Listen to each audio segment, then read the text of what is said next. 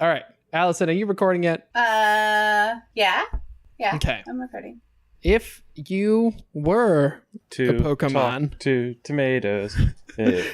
Squash can make you smile.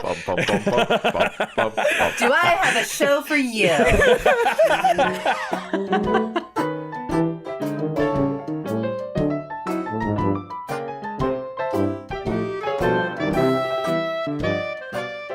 Hello and welcome to episode 44 of the Game Brew podcast. I am your host, Ian Nightwing Richard. Wait, no, I'm not. I'm your host, Dan the Flash Rotz. I go real fast, and I'm here with Ian Nightwing Richard. What's up? Chris the Glean the blah blah. That right there, that's karma, motherfucker. Son of a bitch. All right, Chris the Green Lantern writes, I have a ring in my imagination. Will Aquaman Shell. That's him talking to fish. Yes. That's Those are what that fish is. sounds. And Allison Oracle Vandavander. I don't know who picked Oracle for me, but I love you. So Oh, that was me right here. I thought it was mostly because you are stuck in a wheelchair. Bound. Yeah. Shut up. Okay. No, that's perfect, and I love it. And today on the first half of the show, we're going to talk about where, when, and why we buy video games. And in the second half, we're going to look at reflections of the real world that show up in video games. But first, it's time for a beer. Chris, what are we drinking this week? Well, Dan. Ian. Thank you. We are drinking Brown Shugga from Lagunitas. Brown Shugga! It is a sweet release, apparently. It doesn't say what it is, but apparently Beer Advocate thinks it's a strong ale, which it is quite strong. It's 10% alcohol. It smells really sweet. Ooh. It's probably from the Brown Shugga. Brown Shugga!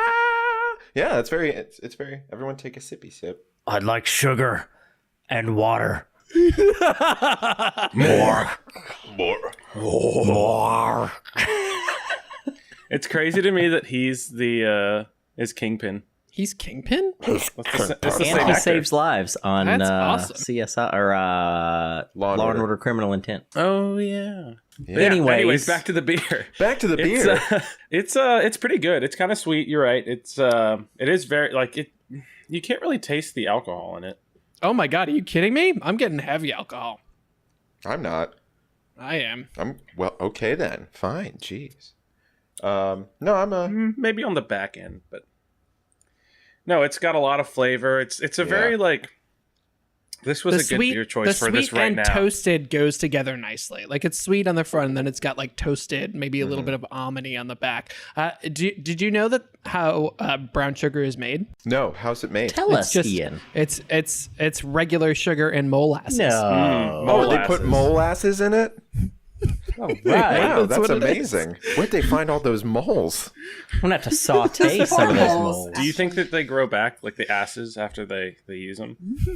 I don't know. They probably just get rid of the rest of the mole. or are these artificially grown molasses? Because I've never felt so bad for moles ever. More. Mole, are they mole, like mole. McDonald's where they genetically engineer their moles with bigger asses just because they need to use it? Definitely. Oh The god. badonkadonk They song have- moles. Why are we going here in my brain? Oh god. Well, But Allison, anyways, what back to the beer. Yeah, Anyone yeah. Allison, have any what- more opinions on it? I mean, it's definitely good. This is one of the ones that's like a winter beer release, so Yeah, it definitely. Sorry, I'm just reading something that it says. Oh yeah, cultured. Feeding brown cane sugar to otherwise cultured brewery yeast is akin to feeding raw shark to your gerbil. It is unlikely to ever occur in nature without human intervention, and it looks weird besides, but it has happened and now it's too late. That's awesome. I didn't even notice it said that on that label. That's funny. My glasses. Yeah, that's pretty Oh, great. it's the glasses. My Those are glasses, helping. Dan. This is a very bespectacled episode of the Game Brew, where And that's everybody how except you for know Will it's- is wearing That's how you know it's going to be Sorry. intelligent this week. My It's an bad. intelligent discussion. But Allison, what are you drinking? Since we're all drinking the brown Shugga. I'm doing Tazo Herbal Tea Wild Sweet Orange. but I sweetened it with brown sugar. Ooh. Because orange and brown sugar in tea is a little commonly done-ish. Okay. So I went ahead and I rolled with that. It's really good, but you have to make sure you dissolve all the brown sugar or it's gross and weird at the bottom. I hate being gross and weird in the bottom. Gross and weird at the bottom is the worst Nice, state. cool. Well, hey, that's what we're drinking this week. But Chris? What have you been playing this week? Sure, Dan, I'll go first. So this week I have been playing Fallout. Well, the last few weeks I've been playing Fallout 76. Nice. And I, contrary to what a lot of people think, I have been having a lot of fun with it. I think that there's a lot of people talking in an echo chamber. I think that there's a lot of problems with the game, but I don't think it's to the point where, IGN gave it a 5 out of 10, where they gave Sea of Thieves a 7 out of 10. I think it's better than Sea of Thieves. Yeah. I think PC Gamer gave it a 6 too. So like critically it's been not good for Bethesda. And to be fair, a lot of like, I don't want to say hardcore Fallout fans, but a lot of like people who are obsessed about the idea of Fallout are offended by it. People that are obsessed doesn't with make a whole lot of survival games don't like it. People that like PvP games don't like it. It occupies a strange area where it's trying to be all those things and is not great at all of them. But I think it brings to the table something that's really enjoyable. You get to explore a wild, open area with your buddies, and you get to enjoy that. And I really enjoy exploring Appalachia, which is the area of West Virginia that the game is set in, and seeing what weird stuff I can find. Number one, Appalachia, I think is how you pronounce it. It's true. You're right. It's a true story. That's a Game Brew fact right there. It's a Game Brew fact. Game Brew fact. And that's also, if you don't say it any other way, they will beat you to death if you are over in that area. Yes, don't go in the holler and say Appalachia. I think the big problem that people are having with it is because there's so many bugs that keep popping up. Because even in the alpha and the beta, like there were things that were in there, like rad roaches, cave spiders, but just really nasty bugs. No, not those Big bugs. bugs. Like gaming bugs, like video game bugs, like things where all of a sudden you're like attacking something and then it just teleports 20 feet in the direction forward. Yeah. Like things that you'd think that you would have been like, hey, this is having an issue. Hey, this happened in Skyrim. It probably should be fixed by now. Right. Yeah. Exactly. I was gonna say that's one of the things. It's like it's the same great things about Skyrim and it's the same bad things about Skyrim. Like it's buggy. There are problems with the quest structures because there are no human people, which is not a Skyrim thing actually. But at the end of the day, there's a ton of things to explore and you can do it out of the box with your friends. No modding, no wait. Just go play a large Bethesda RPG open world with your friends. Just have fun. Just go. Do we think this is like the thing that we talked about before where it was poorly marketed and not explained, and that's why people aren't receiving it well, or do you think it's really just solidly the bugs and the issues there? I think it's a couple things. I think part of it is the marketing, but I think also it's trying to be lots of things and it's not very good at a lot of them. But I think overall it's just a fun experience. One thing that's kind of bothering me with it is, well, not with it itself, but they've like slashed the price by almost 50% since the game launched, and that launched like a week ago or 2 weeks ago. Wow. I didn't even realize that. Because the reviews are bad, and because I'm sure that there's a lot of stock because it's a big AAA game. It's Fallout, so people were like, oh, it's going to sell, and it's not selling as well as they want it to, I guess. And yeah, I'm going to keep playing it. I think, to Allison's point, I think if they had released it as not a Fallout game, if they had put if it had been its own intellectual property and like all the mechanics were exactly the same, you left all the bugs in, it would have been much more successful in terms of critical review. As far as critical review, yes, but I don't think it would have sold as much without the Fallout name. Maybe not. But a game like that also needs players. So if people bought it but they're not playing it, I don't know that that's going to do any better. Well, but at the same time, it's not like the servers are huge. Like if there's only 24 people per server, so it's not like it's not like like if there was 24 people, then it would seem full. Sure, makes sense. And they're pretty spread out. So interesting. The best feature in the whole game is the selfie or the camera so mode. fun. So good. Yeah, It is pretty silly. Be able to I take really pictures. enjoy that. I have some pictures I need to share with everyone because they're a lot of fun. Be looking on the Game Brew Instagram for some of those Fallout 76 pictures from Christopher Wright, huh? Hey, we'll be right back after these messages from our sponsor.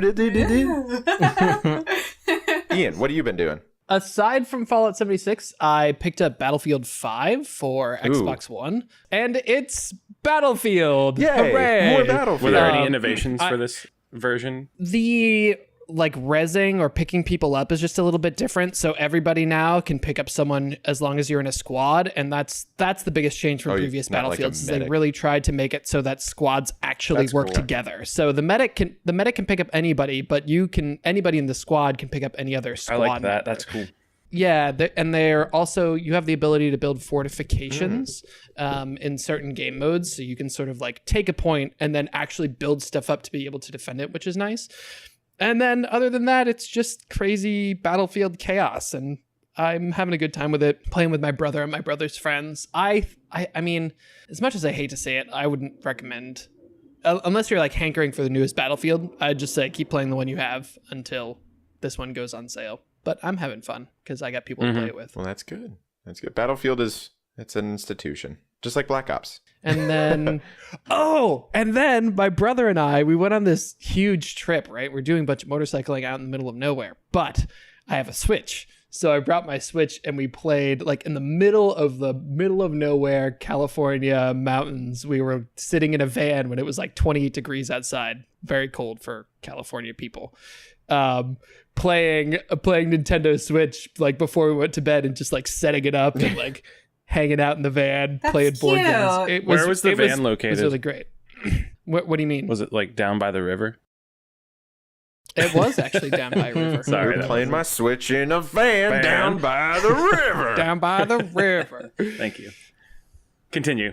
And Mario Party for Switch is just it's really good. The co-op mode is super fun, both the raft mode and the board game version of the co-op. So super solid entry for Mario Party, I think. The only thing I was disappointed with in that game is the fact that you cannot play multiplayer on so you can do the mini games online, but you can't play like an actual multiplayer. Mario Party game online. Well, that makes sense to me. That would be it's really hard to sad. that would be hard to like get everything synced up the right way for it not to be like BS whenever Why? somebody I mean, the mini games are synced up. Like that's the part that would need to be synced up most. I don't know then. Like I don't understand. And then everything else Okay, then would let me be rephrase easy. that. What the fuck, Nintendo? Jesus. Exactly. Exactly. Fucking- It's so stereotypical Nintendo to be like so close to greatness, but then just fuck it up at the last just like, second. We don't need that.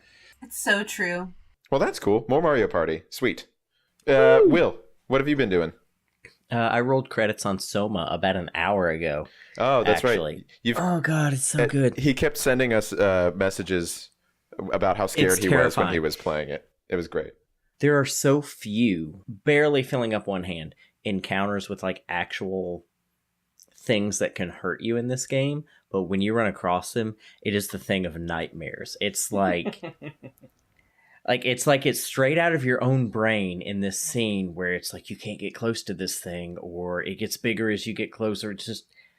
It's amazing. I don't know who dreamt that up and did that, but it's so good. It's so good. And the subject matter's great. We've touched on all this in the past, but the more you get into it, the better that storyline gets. And I would say the last hour and a half to 2 hours has some of the, you know how I am about stories, some of the best storytelling instances that I've experienced in gaming. It was great. Does SOMA stand for something? Is it like S.O. I believe .N.A? per Molly, Soma is Latin for body, Interesting. Okay. which would make perfect sense. So since you finished it, do you have a different opinion on it than you did when we started? Would you give it a better or worse score better. or anything? Better. Yeah? Better. Okay. How many I spooky already pumpkins liked did he it. give it initially? I don't remember, but 5. I mean, it is straight up the stuff of 5. Oh, he did not give it 5. It's 5 out of David S. pumpkins. Yeah, there we go. Any questions? This is a game that made me actually like within the game. I was playing with the controller. I'd like back into a corner in the room, and I would also like sink back into my chair and just be like pressing myself up against the chair trying to play. And just so well done, atmospherically, storytelling. Just bravo to Frictional Games. Really, really well done. Great voice acting. Really liked it. I do want to highlight one of the things he sent to us over our over the Slack chat that we have for Game Brew. He put a he said in all caps, "My God, the armless horror creatures can open doors." In all caps, and I was like, that sounds terrifying. I got to it so very quickly. I got to a part and I was like, oh, there's like 3 things in this area and I need to avoid them. So I'll just go into this room and shut the door and wait till it walks by. Oh, no. They just opened the door and came after me. It was terrifying. I'm assuming with the mouth. I don't know, but it was terrifying. I highly recommend it. You need to go play it. Awesome. Allison, what have you been up to? I have been in wedding craziness, so I haven't played a lot. We played Taboo while we were there. All that right. counts, right? Yeah. I wrecked at it, by the way, with my best friend. Like, steamrolled. Yes. Mack truck through a Twinkie factory. But I have been playing Horizon Zero Dawn again, Nice. so I'm getting further in that. And by that, I mean I'm not getting further at all. I'm just doing side quests. I'm never going to finish that game. How long have you been playing Horizon Zero Dawn for? I borrowed it from somebody, so I feel really bad about how long I've had it, actually. Don't feel bad. I didn't expect this. I do, actually. Which is why I'm trying to finish it. Is it as good as they say? Yeah, honestly, it's really immersive. The world is, which is important to me in games like that. I want to help the people on the side quests. I'm not just doing them to do them. Like, their stories are interesting. Like, my favorite character is Nil, and he's like a side quest guy who just likes killing people. Like, he's such an interesting, weird little character that you get more that you do his quests.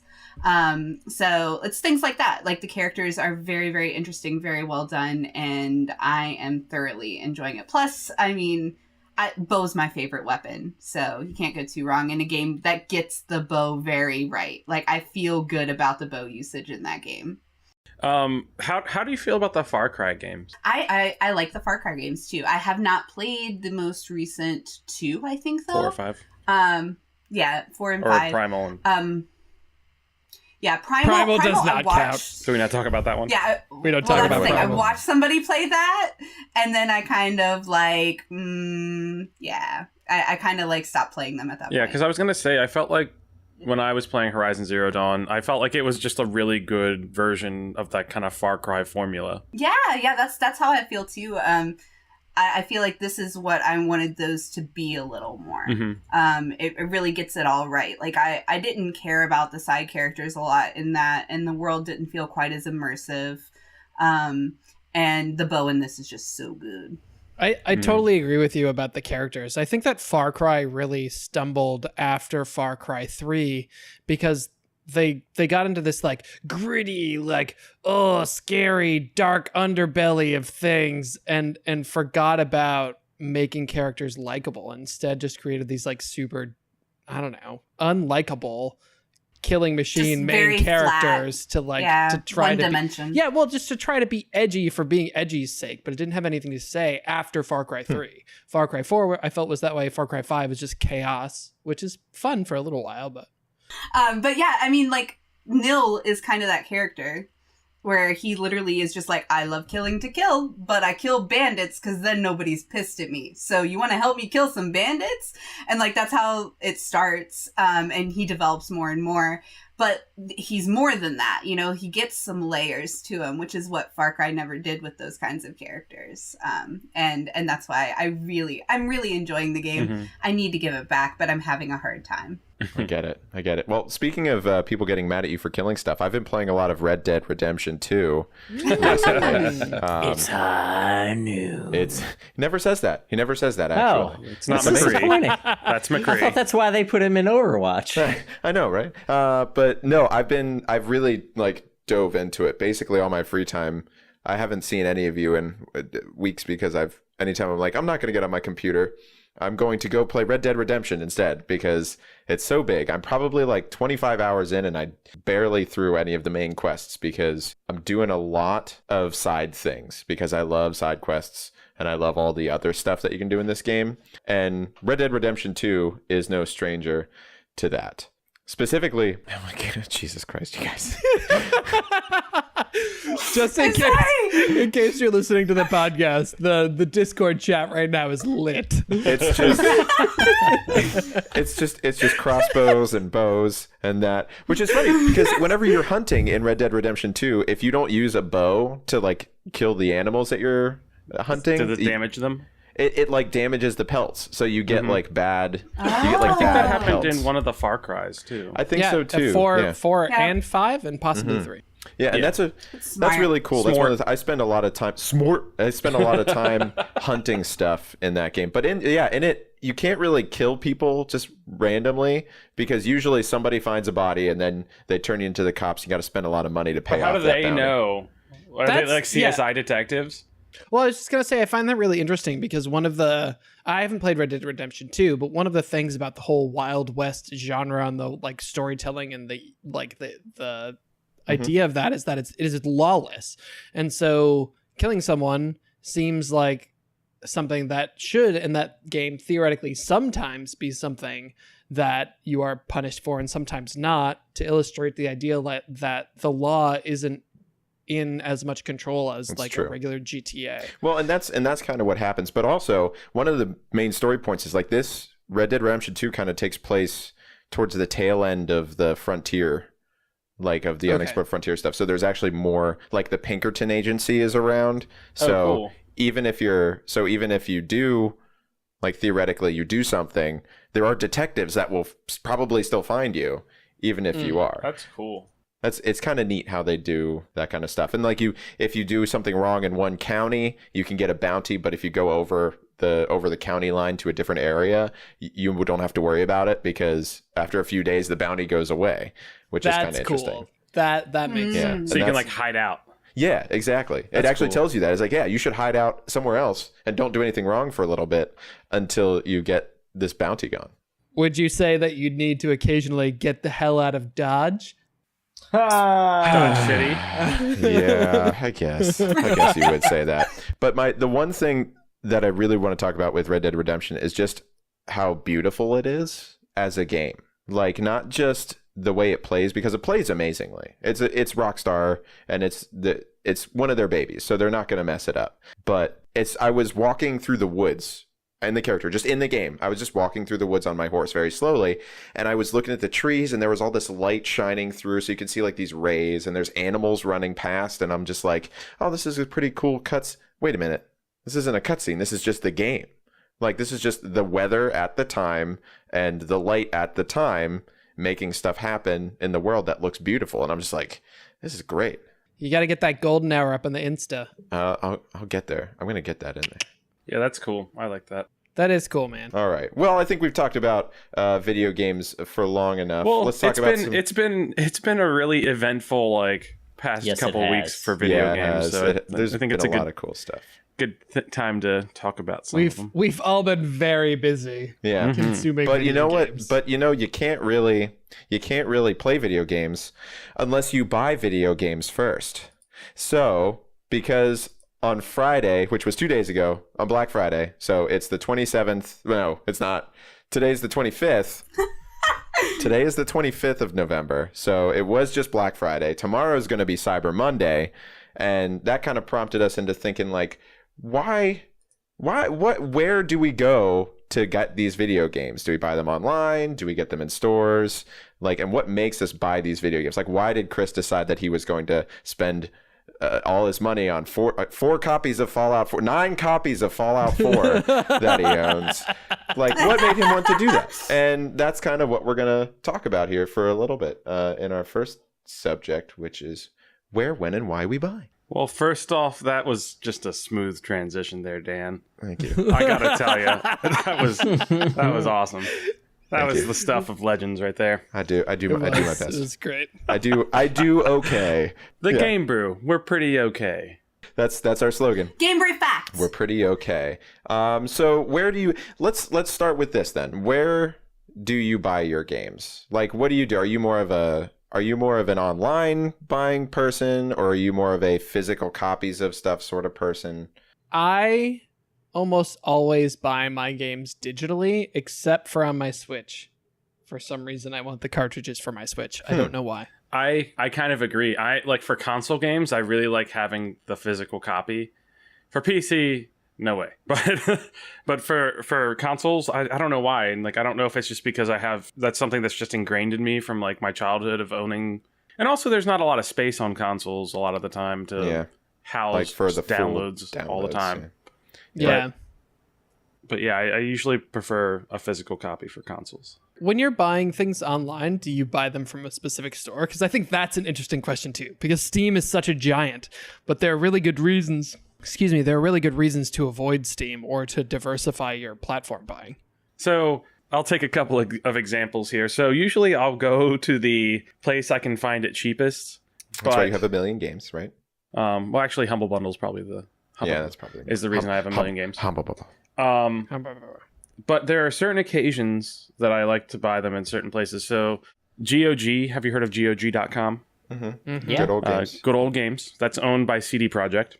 So I prefer to buy the Witcher games from them directly because I know that they will get more money that way than they would from Steam. Okay. For Fallout 76, I bought it through Bethesda because I wanted to make sure that I got it as soon as I could get it because I know that in my experience with Fallout 4, I didn't get it the day of, so that's why I had to buy a second copy of it to play the night it came out. And then the other 12 you just bought later. I only bought one other one. I don't know. It seems like it looks like 14 to me. I have 3 copies. I mean, it looks like there's that that big box. There's that box behind you that says Fallout 4 copies. Is that? Is that where all of them are? Yeah, they're just hidden away. I think it's interesting that you're pointing out, Chris, that part of the reason that you buy things certain places is that you're kind of voting with your feet, or you're voting with your wallet. Like you're saying, I buy from this platform because I want this to happen or I want that to happen, not necessarily because it's the cheapest or the easiest. Yeah, I mean, it kind of really depends on the situation and the game and the company that makes it. Like if I feel strongly about wanting the developer to get as much money as possible, especially ones that I feel deserve it, then I'll buy it directly from them, even if that might make me spend a little more. But usually I buy where it's cheapest. What about Will? What about you? What do you do? Do you physical, downloadable? Do you buy floppy disks still because you're an old man? Yeah, God, Doom took forever. It shipped on a pallet. No, it depends. For consoles, I definitely prefer physical medium. I like on my Switch, I will not, unless it's just like a cheap mom and pop game, like an indie thing. I'm buying my games. I'm not downloading. I'm buying. I want to see that little red slim case on the shelf because it makes me feel good. PC games, I get on Steam and I get those really when they're cheap and on sale because there's nothing tangible there. Why would I pay full cost if I'm not getting something tangible as part of that? You don't want to see a box on your shelf for a PC game? I mean, I would if you could get them readily, but you can't anymore. I mean, Steam has crushed that. I like that. I have 2 PC game cases. One is very old. It's for Battle for Middle-earth 2. Nice. And the other one is for Mass Effect Andromeda. From whenever we got that on. Nice. Yeah, that was about a year ago, I think. Yeah, almost. It's not... I don't know why, but for consoles, it feels special to me. And I'll get those from wherever. I mean, I prefer a good deal, so I'll check Amazon and stuff like that and see if something's on sale. But if it's not a big enough sale for me to warrant waiting, I'll just go to Best Buy or GameStop or wherever I happen to be closest to it. I'm not loyal to any one particular place for that. But for PC games, I am almost 100% loyal to Steam because I love what they've done. And if I can get it on Steam or like a downloadable thing on Amazon, unless it's a massive price difference, I'm going to go to Steam almost every time. Okay. Ooh, Ian's got some interesting face on that one. But first I want to go to Allison about where she gets all her stuff. Allison, where do you get your shit? Well, I'm kind of similar to Will. I download PC games for the most part. I mean, The last PC game I physically bought a copy of was not that long ago. I got the special edition pre-ordered copy of Overwatch when it launched. Nice. That's kind of what gets me the physical games anymore. A lot of times I'm a sucker for special editions that get me a little something extra in the game. Or I feel like Final Fantasy 15 was the last special edition I might have bought, because I haven't bought a lot of games lately. But I got it because it came with the movie, which I really, really loved. And a Steelbook. I love Steelbooks. Nice. And I really love like art books. Yeah. That's something that I feel a lot of gaming companies need to do to keep the physical copies alive if they want to. Because that's really the only time I buy them. But I do like having the physical copies on my shelf. I like looking at them. I don't know why. I collect games. I collect old games. So that's something for me that I love seeing. But with PC games, it's almost impossible a lot of the time to get the physical copy, actually. Oh, yeah. You have to pay a lot more. So why would I? Yeah, you do. And it's also like the days of people having disk drives in their gaming PC is pretty much out. Like, it's just, you don't need Also it, true. you know? Everything's downloadable. Yep. So that's kind of why it makes, you go into GameStop, there's still that one shelf that has all of the PC games on it. A copy of Warlords of Draenor from 5 years ago or whatever. That no one's buying for $60. I mean, I still go into GameStop, which, I mean, if you go into GameStop now, it's basically like, hey, look at all this game paraphernalia. Also, there's video games here, too. Yeah, I don't like that. I mean, Yeah. it's what they have to do to survive. They have to buy Geek and all that. Yeah, it's kind of... I mean, like on Black Friday, I went and visited my friend at work because he was working at the Best Buy in Winchester. So I drove down there more to give him like hot chocolate than anything. But I also ended up buying like Just Dance on the physical copy. And while I was buying it, I'm like, I'm only getting this because it's Black Friday. 'Cause there's nothing extra. Do you play that? I didn't know people played that game. Yeah. Oh, So yeah. you use your played Kinect. that. Yeah. Wow. I've never used my It's Kinect really except fun. for telling it to turn on. It's really fun. I don't know. It's really fun. But yeah. So I was thinking about it when I was getting it. I'm like, I would download this if it wasn't Black Friday because it's just cheaper this way. Look at you being a But- consumer. Yeah, well, I mean, the whole content of the game downloads to my Xbox anyway. Like, I can't. It's not like I'm winning anything by having this except to sit it on my shelf in a lot of ways, which is weird because there's not a lot of room on the consoles, like you guys said. So I don't understand why they went so deep into you have to download that disc to this in order for it to work at all. Well, and what's funny is like you have to have the disc in to make it work with a physical copy.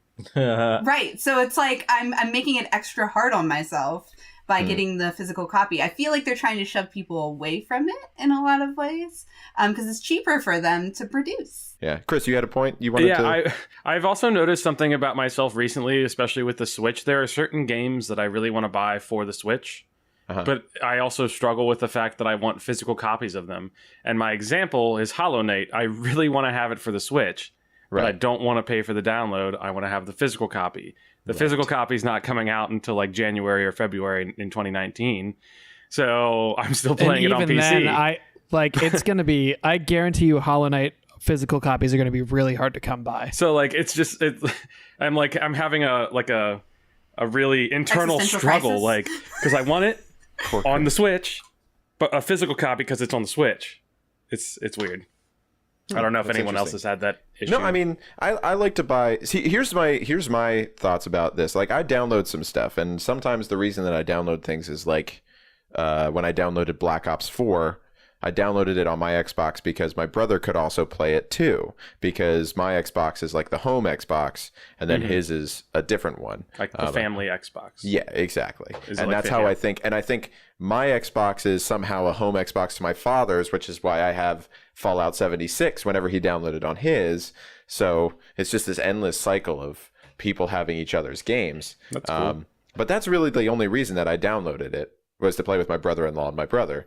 And that made it easier for that. I still really like to go buy physical stuff. For instance, I talk about board games a lot, and I always go to my local board game shop, and I buy board games there instead of getting them from Amazon or from eBay or any of that kind of stuff, because I know that he's getting the credit. Like, that store's getting the money for that game, even if it's pretty high priced because board games are expensive. It's nice to have like some sort of benefit to someone who is doing something good instead of just spending money on Origin and giving EA all of your money. I think it's interesting to think about what you were saying, like how box stores have to do more these days to drive sales than they ever have before. Even with video games and stuff, like they're having to find ways to compete with Steam and to compete. Well, and honestly, largely in terms of buying video games, it feels like box stores have kind of been pushed out of the marketplace. Like you go to a Best Buy or you go to a Target or something like that, and it's really like 90% hardware. When back in the day, you used to go and they had shelves and shelves of games set up. Now they don't, because it's just so much easier to buy them online or to buy them, through Amazon or whatever and have them delivered. I resisted until like this year, actually, like being all about like Amazon and 2-day shipping. But man, that has really started to sink in this holiday season because it's so convenient. I think as life gets busier and you have more responsibilities, you're more like Amazon and 2-day shipping. But one of my favorite things for books is to go to a good used bookstore and just explore like this plethora of just this weird just back shit you've never heard of. Just cool shit you've never heard of. It's like going to a Blockbuster rental section. Yes, and picking out a random thing that you... Yeah, I'd love to see something like that, but for video games. The problem with that is, it's... I don't know what the problem with that is. I think that would be great. I had kind of hoped there's a regional thing around here called G2K Games, and that's just kind of ended up being like GameStop Part 2. It's nothing special. It's actually way overpriced compared to GameStop. So if anybody out there has a lot of money to burn, you want to start a business, I will be a customer. Go start up a great used game store. I just want to real quick plug a really cool gaming store in Los Angeles called World 8, and they kind of do what Will's saying. It's like used stuff, but also it's like stuff that goes along with games but isn't really games, like figurines and like special like swords and special editions and things, and it's like a really cool place. I'm planning on buying everybody's Christmas present on the Game Brew from there. So I just want to throw that. If you're in Los Angeles and you're listening to this, World 8, go check it out. And Allison, there's one in Harrisonburg. What is it called? What, the game... like Monster Games? Oh, no, sorry, 8-Bit. There's 8-Bit Oasis and Monster Games now. Sorry, there are two. Yeah, those are two. Yeah. But Chris, you have, and you had some plugs you wanted to plug. Yeah, I mean, I basically wanted to, so we didn't really get to talk about it right now, but, I've found a lot of good places if you're looking for PC hardware deals or game deals. I've got a couple places to look. Just the Reddit game deals and Reddit build a PC sales are great places to look for discount gaming stuff for your computer needs. And if you need to know more, definitely reach out and I'll be able to help you out. Yeah, seriously, if you have any questions about where we buy games or where we get our sweet PC builds from, give us a message, send us a message here at the Game Brew, and we will definitely answer it, or Allison will definitely answer it. Hi, everybody. You're talking to me. So I think that's where we're going to end it for the first half here, but stick around. We're going to take a little break and then be back where we'll talk about some of the reflections of the real world in video games, so stick around.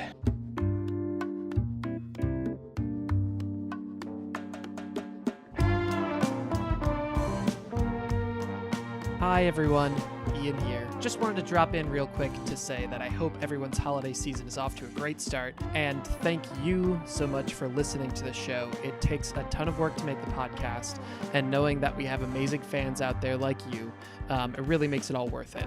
So thank you. If you do want to support us, you can sign up for Humble Bundle using the link bit.ly/GameBrew, or you could always send us some ideas for topics that you'd like to hear on the show. You could leave us a review on iTunes or wherever you get your podcasts. As always, the best way to help us out is by spreading the Game Brew love and sharing us on Facebook, Instagram, and Twitter. We really appreciate when you do that, and we think that we make a great show, so the more people that hear it, the better. Anyway, enjoy your holidays, enjoy the show, and let's get back to it.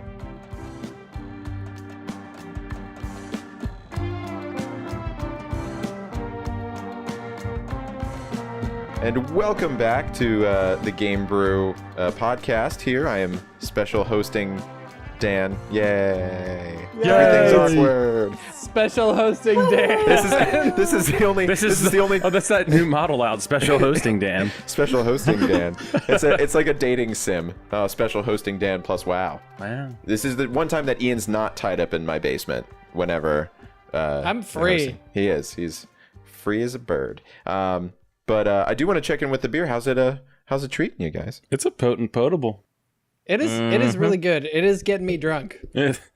Yeah. Nice. That is almost as if it's one goal is to get you drunk. It's still a side sweet. effect for It's sure. still toasty. You know what's funny is it's a winter beer, but it doesn't really feel like a winter beer to me.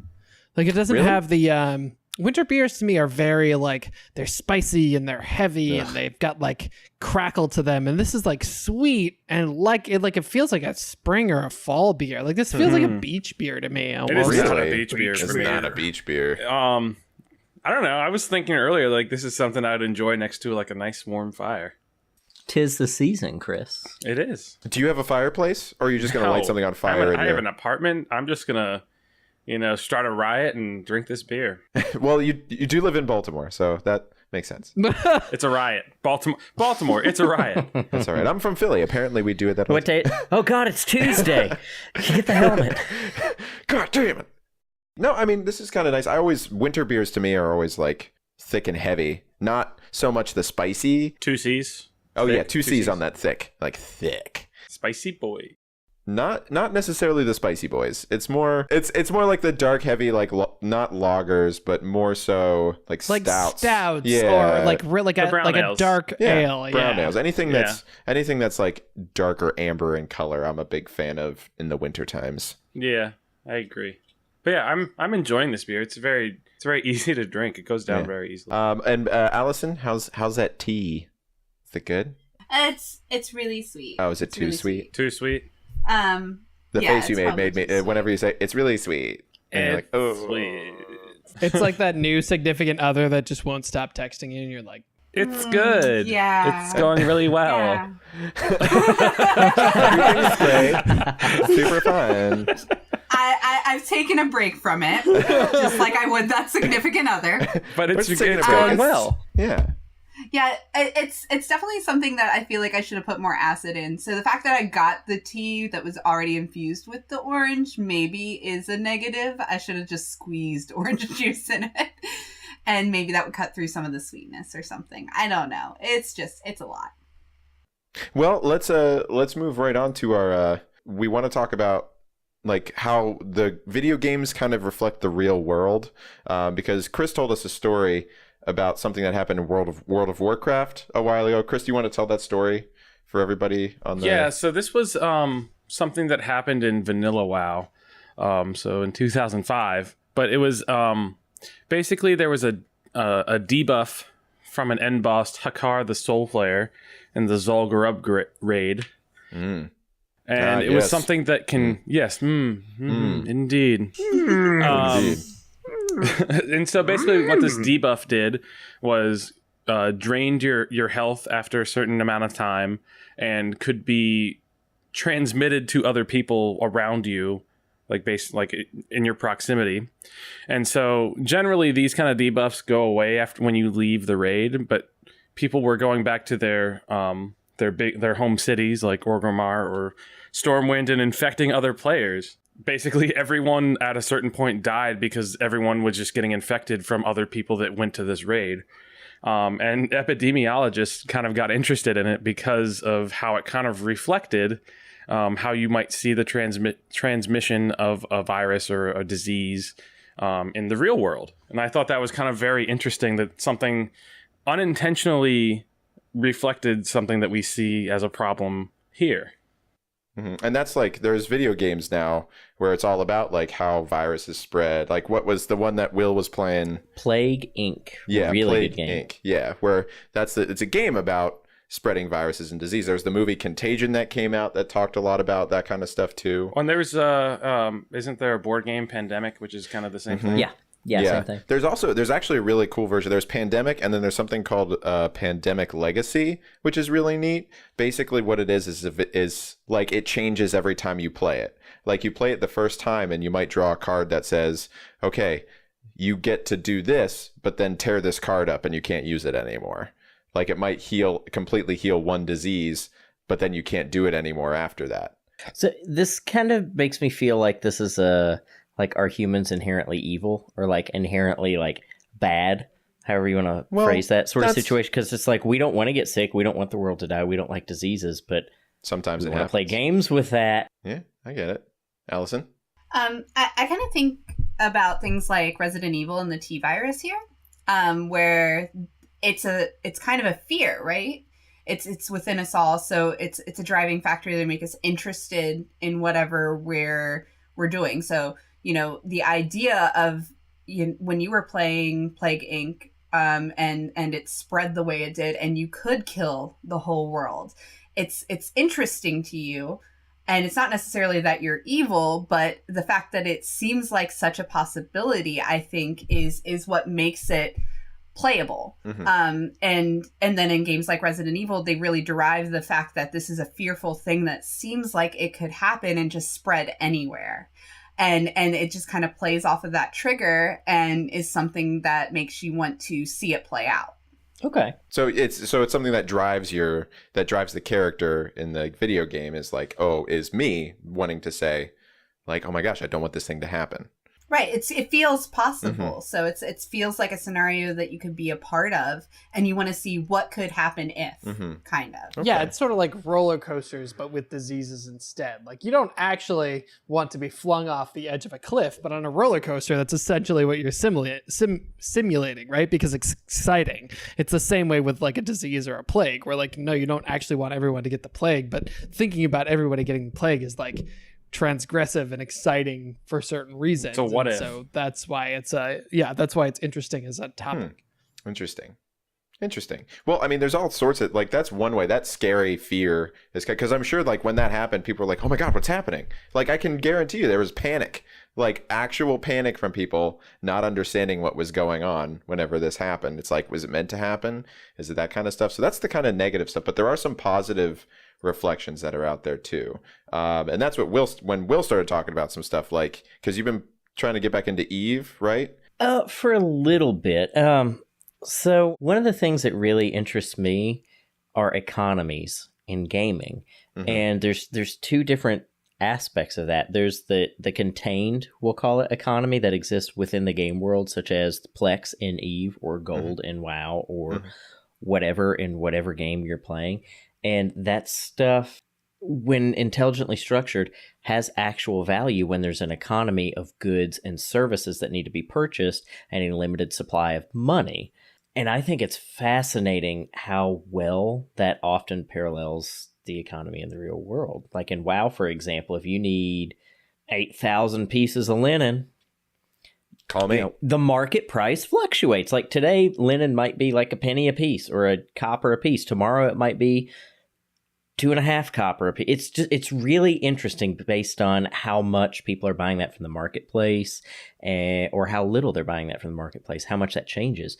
And the other part of that I think is really interesting and fascinating is how that actually ends up breaking, I don't know that we'll call it the fourth wall, but I'm going to call it the fourth wall, and breaks into the real world, and the game currency starts to enter in our real world global economy and take on real monetary value in real life. Like if you remember gold farmers in WoW, and there's Plex farm, like any MMO has farmers for the currency, and they sell it at whatever the going market rate value is. Like in its heyday, 10 gold or 100 gold would go for, I don't know what, $10.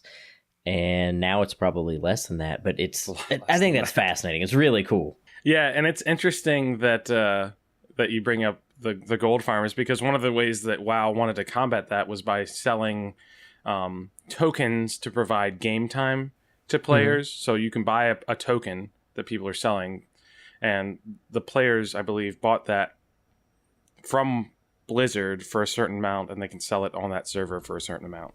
Yeah. In the auction house. Yeah. Oh, and so that kind of got rid of gold farmers, but also provided a service to players who didn't want to keep paying the monthly $15, but also wanted to keep playing. and played enough that they could get the gold that they needed to. Right, or vice versa. If you just wanted to buy a bunch of gold, you could go buy a token and sell it and just make a bunch of gold. Correct. So that kind of killed two birds with one stone, and that was kind of a good idea. Poor birds. And then, the other kind of interesting thing is that a lot of people play WoW just for the economic portion of it. It's so great. They go into a big server like, I don't know, Area 52 or Manaroth. So like some of the big, better well-known WoW servers. And there's a huge player base, and they basically try to control markets. And there's a whole subreddit like called WoW. I think it's called WoW Economics, where they talk about different ways to make money. And there's been a lot of complaining recently with the new expansion that there's been a lot of it's kind of in a depression state, the economy in WoW, because of the devaluation of some of the higher end crafting things. So it's kind of just interesting how that... The devaluation of the higher end crafting items. So you're saying like the higher end crafting items aren't worth as much because people aren't desiring them as much? Because there's such a high amount of... There's flooded. More of them. The market's flooded right now. Oh, because there's a glut. Because the crafting professions don't need them as much as they did with the high end crafting things in Legion. So is that causing like lower level people not to be able to like make as much money as they want? It's causing a lot of farmers to not, like a lot of people that farm crafting things to not make as much. Yeah, if I decide I'm going to be like Eve's a good example, like an asteroid farmer, and bring in that ore from a mining operation. Like the first person who probably started doing that on Eve probably made bank, and then as people realized he was making a ton of money, more people are going to go do, and then it just floods the market. And you can't make money doing it. You got to get more creative with how you're going to. Mm-hmm. You got to find that differentiator. Yeah, and this is the thing that I find so interesting about economies in gaming, because we do this in real life. Like I would love to start my own business and like do something, but the market's flooded with so many people doing different things. It's like, how do I differentiate myself? And like it's great. It parallels real life so well. I mean, to get away from economies and stuff, one of the other like real world things that invaded games at some point that I remember being really happy about was I think it was Baldur's Gate 2. Ooh. Yeah, Baldur's Gate 2. For the first one, or Baldur's Gate. It was not Bald. So this isn't the isometric version. This is like the third person version where it's more like Diablo than it is like a Baldur's Gate. And it was for PlayStation. Yeah.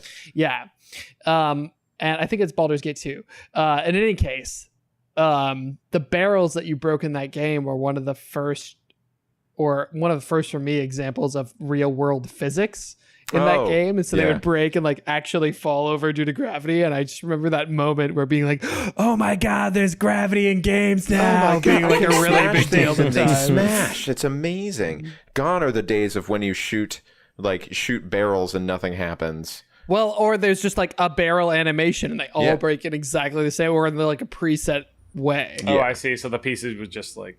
Yeah, they would just kind of... I remember that. I know what you're talking about. That's the same thing with, like, death animations. Whenever they got away from, with a golden eye, you shoot the guy and he just kind of falls down and goes, Oh, and we're into the golden age of ragdoll physics, so... Yeah. Oh, yes. Yeah, whenever you shoot someone, they just kind of crumple, and they fall down, and then you can kick their body around. Or, like, in Red Dead, you can pick their body up and do stupid things with it, like throw it off of cliffs or hide it in bushes or put it on the back of your horse and bring it back to camp.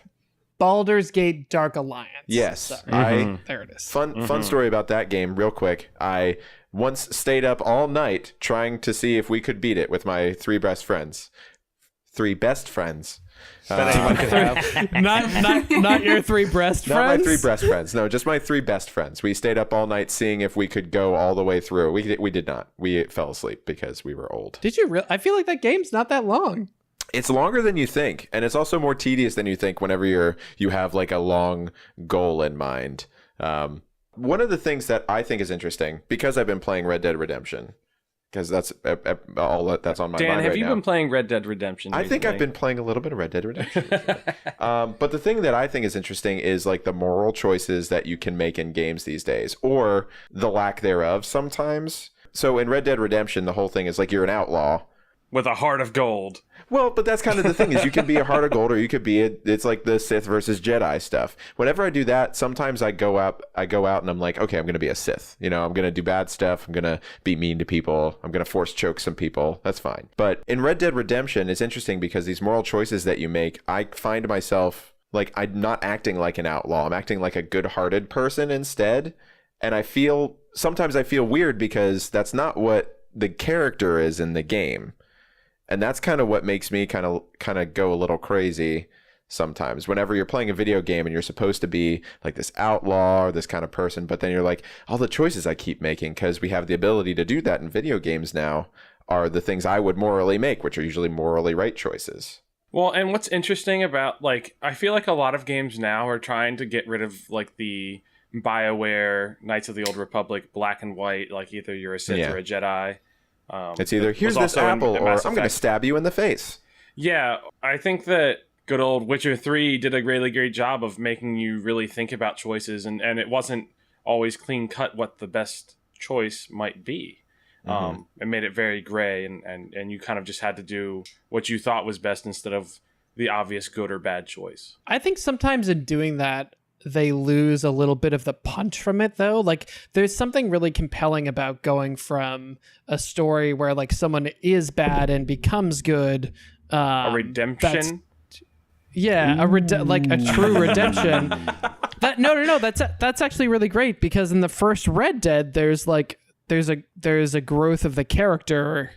As far as I remember, there really aren't any moral choices. It's really just like story set pieces. It's story set pieces because all he's trying to do is get back his wife and kid. Exactly. Yeah. And I feel like a lot of the games lose that sort of growth of a character because they say, like, do whatever you want, or like be morally gray, and what ends up is you just sort of have an oatmeal character who kind of just does whatever's convenient in the moment instead of having a story. Geralt is not oatmeal. Geralt is not oatmeal. Geralt is Geralt.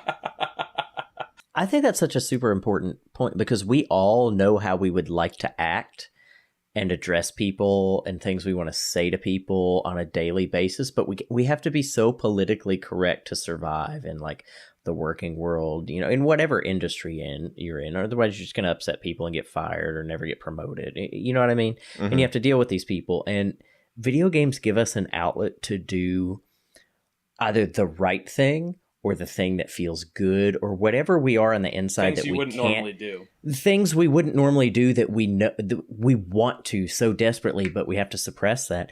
They give us a really good way to represent that, you know, and bring that into an environment that it's safe to do that in. Which is why I think it's interesting that, like, whenever in GTA 5 you'd go and like you know, there's ladies of the evening, and like you ladies of the evening. That is even nicer than ladies of the night. That was so pleasant. Yeah, you're welcome. But you're like one of the ladies things, of the evening. Yes, but like sometimes I remember like in GTA 3, I remember doing this because in middle school. Yeah, in middle school, it's like you go in and like it's like, oh, I'm gonna pick up this hooker, and I'm gonna use her services. Your car, yeah. Yeah, and then she gets out, and then you just run her over with the car, and then take the money that you paid her back. Oh my god, that's terrible. I know, it's a terrible thing.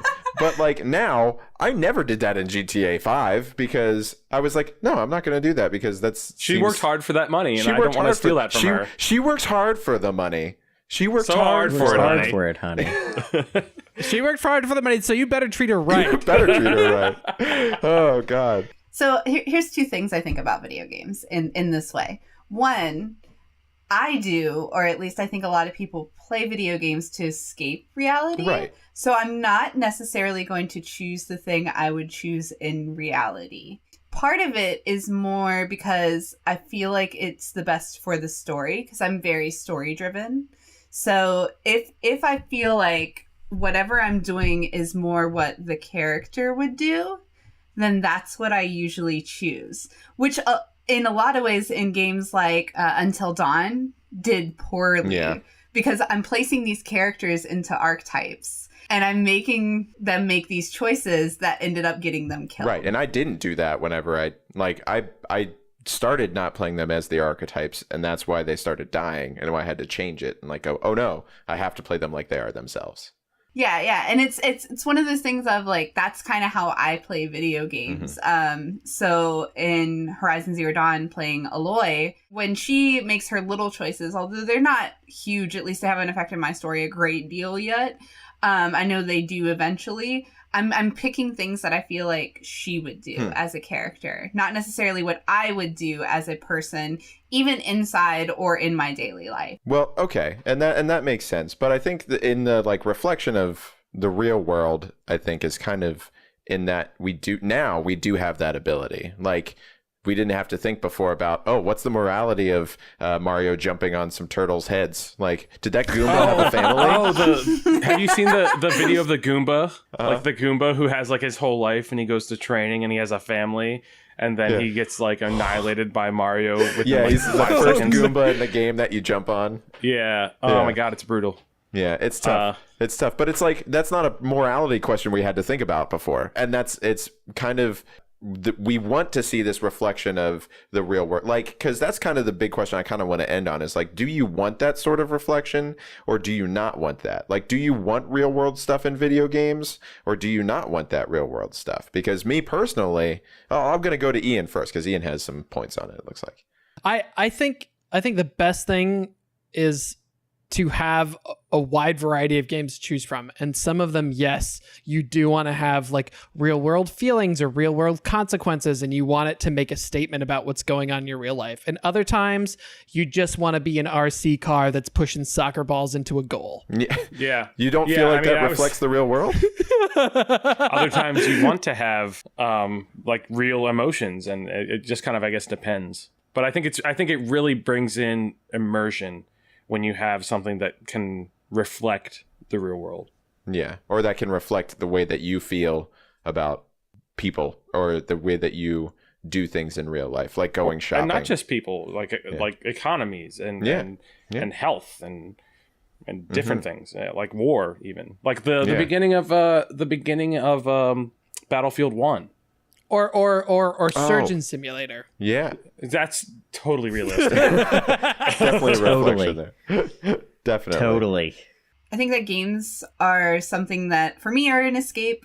So if we get too realistic with it, I'm going to lose that in a certain way. There are games that I love the beauty and the similarities it projects from life. But I'm kind of fearful that the way that popular gaming is going, that all games are going to start meshing too much in, and it's not going to be the quality kind of stuff. It's going to be that Fallout where it's just they're doing things to do it because other things did it, but they're doing nothing right because they're doing all the things. Yeah.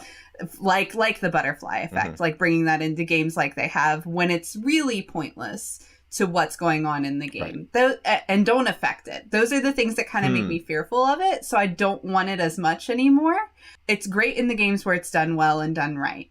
But I think there should be a kind of separation, and those games need to stay popular or they're going to die and we're not going to have them anymore. Yeah. I think that's very well put. And I think that's a good place to end it too. So I think we're going to sign off here on the Game Brew. Thank you so much for coming and listening to us this episode. We love you. We love you so much. And say goodbye, everybody.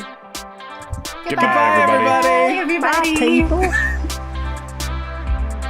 Is that okay? Was that a good sign off? Yeah, I think it was good. Yeah.